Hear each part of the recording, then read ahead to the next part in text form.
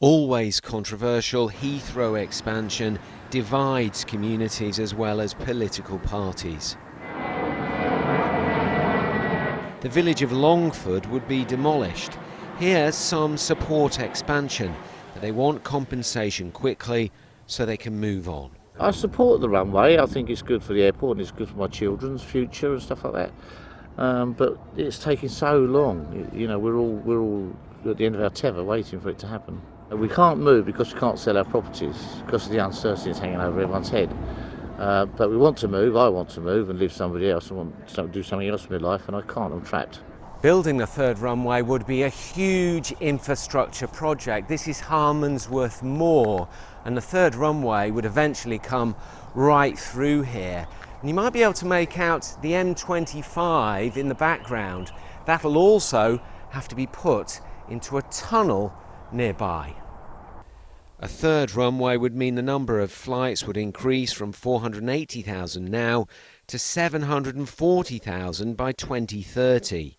It would benefit the UK economy by £147 billion and create about 70,000 jobs locally. There are already concerns about who will pay for the third runway and new flight paths. Some areas of London that don't have planes above them now will get them in the future. And there are also concerns over air pollution and noise. In Harmondsworth, over 700 homes will be demolished. A third runway would destroy the village. What kind of effect has it had on people living under that shadow of Heathrow expansion? I mean, it must be draining.